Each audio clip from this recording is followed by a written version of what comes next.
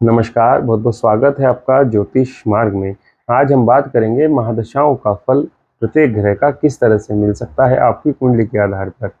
उससे पहले हमें पता होना चाहिए कि हमारे ज्योतिष शास्त्र में 27 नक्षत्र हैं और प्रत्येक नक्षत्र का कोई ना कोई ग्रह स्वामी होता है।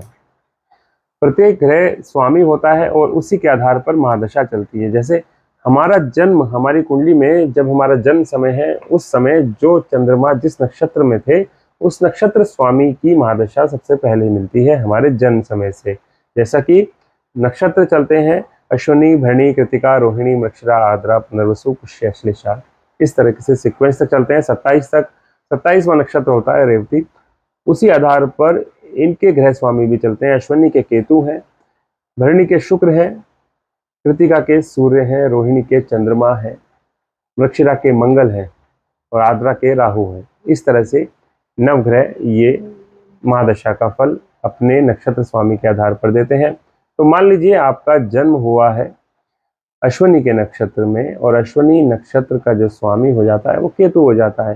तो आपको जब आपका जन्म होगा तब आपको केतु की महादशा मिलेगी। अब वो महादशा कितनी निकल चुकी होगी, कितनी मिलेगी, ये निर्भर करता है कि जब आपका जन्म हुआ यानी कि अश्विनी नक्षत्र में किस चरण में जन्म हुआ। मान लीजिए 4 चरण होते हैं, अगर अंतिम चरण में जन्म हुआ है तो महादशा के 4 भाग अगर हम करेंगे तो 1/4 भाग ही आपको मिलेगा। यानी कि जब आपका जन्म हुआ होगा उस जन्म से आपका जो शुरू होगा वो लास्ट का जो 4th पार्ट है महादशा का, वो आपको मिलेगा। तो इसी तरह से हम देखते हैं कि किस ग्रह की महादशा में क्या फल मिलते हैं। मान लीजिए आज हम बात करें सूर्य की। सूर्य की महादशा ले लेते हैं। सूर्य की महादशा 6 वर्ष की होती है लगभग। अब सूर्य का जो नक्षत्र है, सूर्य का नक्षत्र यहाँ पर हम कृतिका ले लेते हैं क्योंकि कृतिका भी सूर्य का नक्षत्र है। यदि आपका कृतिका नक्षत्र में जन्म हुआ है तो आप मान लीजिए आपकी जब जन्म हुआ तब महादशा आपकी सूर्य की प्रभावी रहेगी या सूर्य की महादशा आपको मिलेगी। उसके बाद के ग्रह यानी कि चंद्रमा की, फिर मंगल की, ऐसे। तो सूर्य की महादशा में आपको क्या फल मिलेंगे। अब कुंडली में सूर्य आपका कहाँ पर है। एक तो हमने देख लिया कि आपका जन्म सूर्य के नक्षत्र में हुआ तो सूर्य की महादशा आपको मिली। मान लीजिए आपका सिंह लग्न में जन्म हुआ है और सूर्य आपका 6ठे घर पर है, मकर राशि पर है। मकर राशि जो शनि की राशि है। शनि और सूर्य शत्रुता एक दूसरे से रखते हैं, ऐसा ज्योतिषीय बुक्स कहती हैं।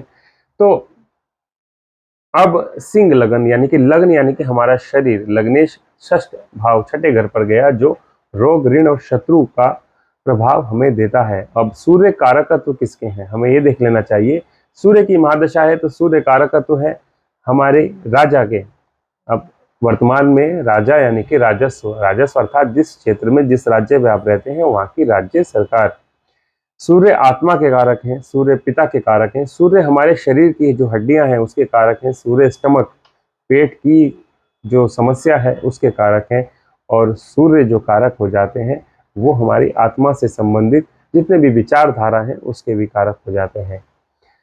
सूर्य के प्रभाव ये सब अगर हमारा सिंह लगन है, हमारा जन्म कृतिका नक्षत्र में हुआ है तो हमारे जन्म से मिलेंगे। अब जो छोटा बच्चा है उसको किस तरह के प्रभाव इसमें मिल सकते हैं, उसको क्योंकि 6ठा घर रोग, ऋण और शत्रु का है तो जन्म समय से ही उसको या तो किसी हड्डी में दिक्कत होगी उसके शरीर की, क्योंकि मकर राशि का है तो मान के चलिए कि उसके पैर की हड्डी में कोई ना कोई समस्या आएगी जब उसका जन्म होगा।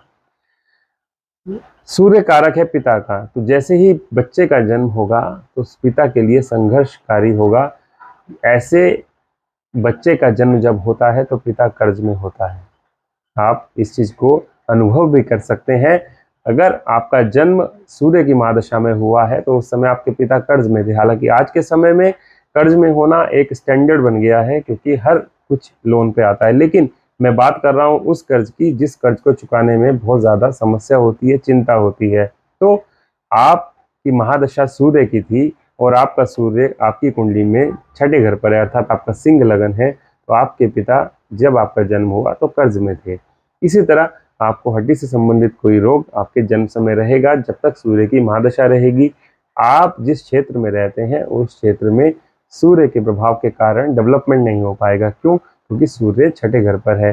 आसपास कोई ना कोई, जब आपका जन्म हुआ उस समय या जब सूर्य की महादशा के साथ आपको प्रत्यंतर दशा मिलेगी तो आपके घर के, आपके क्षेत्र के आसपास कुछ ना कुछ लड़ाई झगड़ा ऐसा होगा जहाँ पर पुलिस केस हो जाएगा। तो इस तरह से सूर्य अपने प्रभाव देगा छठे घर पर अगर सूर्य सिंह लगन का है और आपका जन्म सूर्य की महादशा पे हुआ है। अब सूर्य की महादशा है और हमारा सूर्य हमारी कुंडली में किसी और घर पर है, इसके बारे में हम चर्चा करेंगे। साथ में आगे हम ये भी चर्चा करेंगे कि यदि चंद्रमा की महादशा हो जो 10 साल की होती है तो क्या प्रभाव मिलेगा अलग अलग भाव पर। तो ये बहुत लंबा एक टॉपिक हो जाएगा, लेकिन हम इसको धीरे धीरे आगे बढ़ाएंगे। अब धन्यवाद। आगे हम बात करेंगे चंद्रमा की महादशा के साथ।